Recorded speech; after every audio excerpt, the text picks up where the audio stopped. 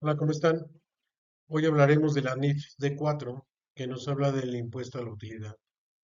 Y vamos a empezar por el fundamento legal en el tema de impuestos o contribuciones, el cual lo vamos a encontrar en el artículo 31 de la fracción cuarta de la Constitución Política de los Estados Unidos Mexicanos, el cual nos dice que es obligación de los mexicanos contribuir para los gastos públicos, así de la Federación como de los estados, de la Ciudad de México y del municipio en que residan de manera proporcional y equitativa que dispongan las leyes. Ahora bien, entonces todas las empresas en México tienen la obligación de contribuir para los gastos del Estado con base en las disposiciones fiscales vigentes. Y prácticamente esta contribución la encontramos en la ley del ICR, donde nos dice que es un 30% de impuestos sobre la renta a las ganancias o a las utilidades que determinen las empresas.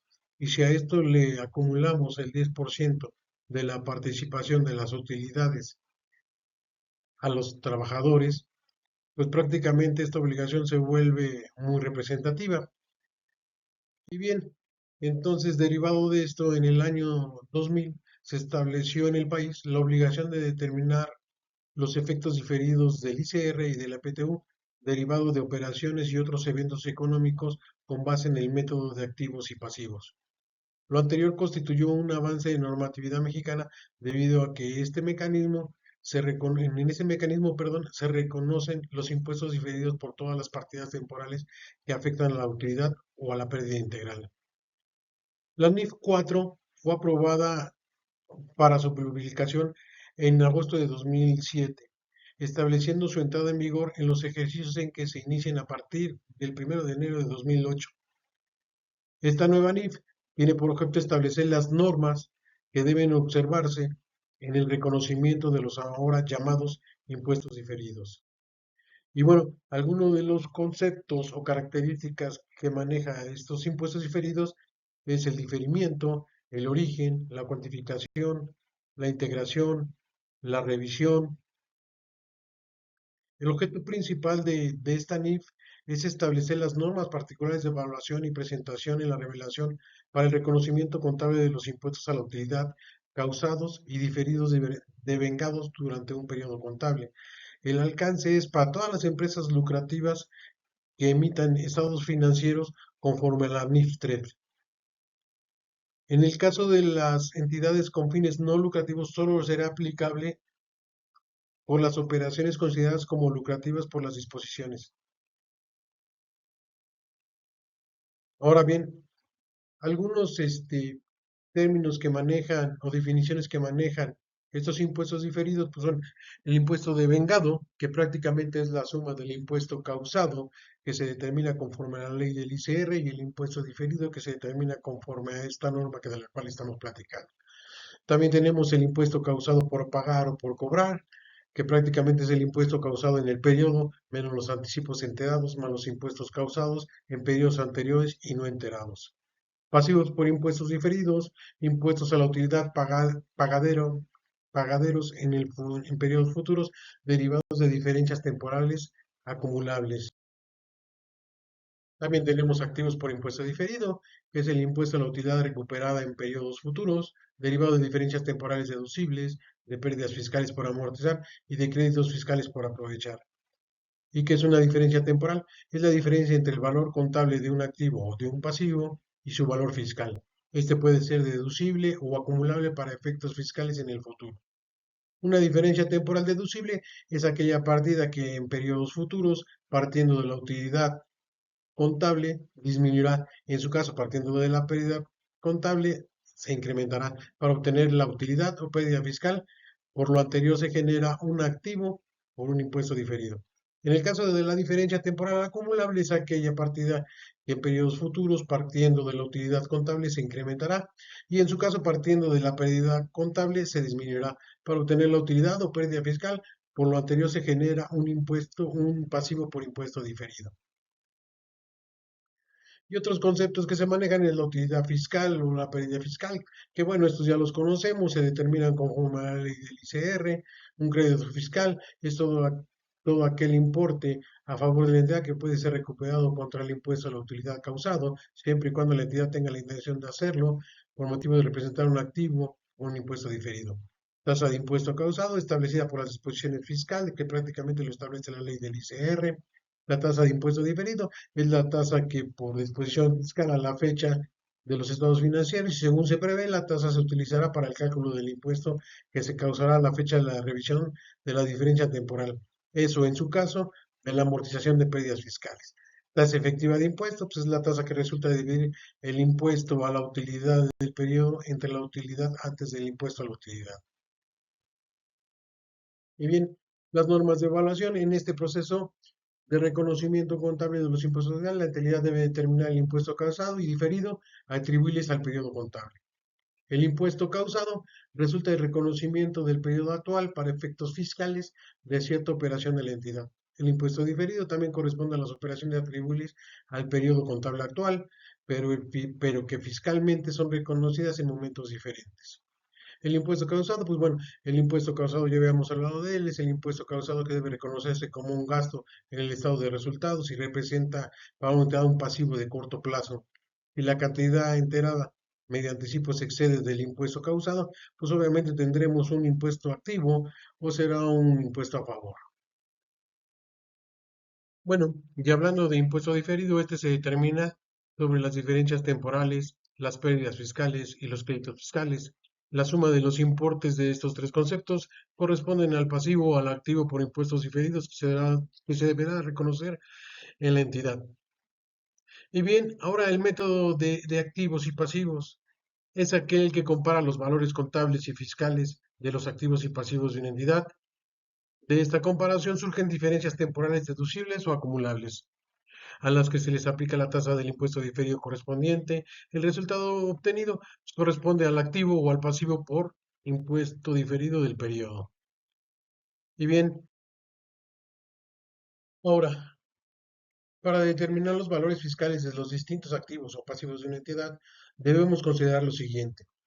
Activos contables por deducirse fiscalmente. Su valor fiscal es el importe que será deducido para fines del impuesto a la utilidad de periodos futuros, cuando la entidad recupere su valor en libros, al venderlos o usarlos. Un ejemplo de ellos son los activos fijos. Activos contables por acumularse fiscalmente. Ese valor resulta de restarle al valor contable de dicho activo el importe que será acumulado para fines del impuesto a la utilidad de los periodos futuros. Por ejemplo, las cuentas por cobrar derivadas de ingresos que contablemente ya se reconocieron, pero fiscalmente aún no. Y existen los activos sin repercusiones fiscales, que prácticamente son los activos que no se acumulan ni se deducen fiscalmente en algún momento, ya que su valor fiscal es igual al contable. En el caso de, en el caso de los pasivos, de igual manera tenemos los pasivos contables por deducir fiscalmente y pasivos contables ya acumulados. El valor fiscal resulta de restarle al valor contable de dicho pasivo el importe que será deducido o no acumulado para fines del impuesto a la utilidad en periodos futuros. Un ejemplo de estos primeros son las provisiones que serán deducibles al momento del pago. Por ejemplo, aguinaldos, prima vacacional, etcétera. Pasivos no contables por acumularse fiscalmente. Su valor fiscal es el importe que será acumulado para fines del impuesto a la autoridad en pedidos futuros. Y en el caso de pasivos sin repercusiones fiscales, es igual que los activos sin repercusión fiscal. Su valor fiscal es igual al valor contable. Estos pasivos no se deducen y se acumulen fiscalmente en algún momento. Es el caso de los impuestos por pagar. Bien, y aquí tenemos una representación gráfica del método de activos y de pasivos, en el cual surge los activos o pasivos que habíamos mencionado sin repercusiones y el tratamiento contable y fiscal, el cual la diferencia entre el contable y el fiscal nos va a arrojar una diferencia, las cuales pueden ser acumulables o deducibles, las cuales de este resultado obtendremos el porcentaje del ICR, que en este caso nos maneje la ley del ICR para determinar el impuesto diferido por pasivo o por activo. Y bien, aquí tenemos un pequeño ejemplo donde representamos las diferencias del ejercicio 2022 en el caso de los seguros pagados por anticipado, que es contable, es un activo, unas provisiones varias, anticipo de clientes, PTU por pagar. que son partidas contables y que tienen un efecto de pasivo, ¿verdad? El total de las dos partidas activas y pasivas nos representan una base para impuesto diferido de 9.818 multiplicados a la tasa del 30% nos da un impuesto de 2.000 pesos y pico. Ahora bien, aquí representamos el registro contable para el ajuste del impuesto diferido del año 2022, donde afectamos a resultados del ejercicio, los 2.945 que habíamos determinado, con un abono a una cuenta por pagar en el pasivo del ICR del ejercicio. Hacemos la comparativa con el año del 2023, donde prácticamente tenemos aquí el valor contable y fiscal de activo y pasivo para efectos de ICR, y tenemos el activo neto con un valor contable de 100.000 y un fiscal de 80.000. Tienen una diferencia de activa de 20.000 pesos. En el caso de pagos anticipados, tenemos un valor contable con una diferencia activa de 14.223. Las provisiones, el mismo efecto. Un valor contable de 12.300 y un pasivo de 12.235 para efectos de ICR, al igual que la PTU y las pérdidas fiscales, que tiene solamente un valor fiscal de 10.000 pesos, el cual representa para el ICR un pasivo de 10.000 pesos. Obviamente hacemos exactamente lo mismo que con el 2022, sacamos diferencias totales y sacamos la base para el impuesto diferido, el cual nos arroja 11.840 en rojo, que sería la base que tendríamos para aplicarle la tasa del 30%. Y entonces esto nos derivaría en un impuesto a favor de 3.522. Comparado con el que tenemos por pagar, vamos a tener un impuesto acumulable por ahora de 6.497.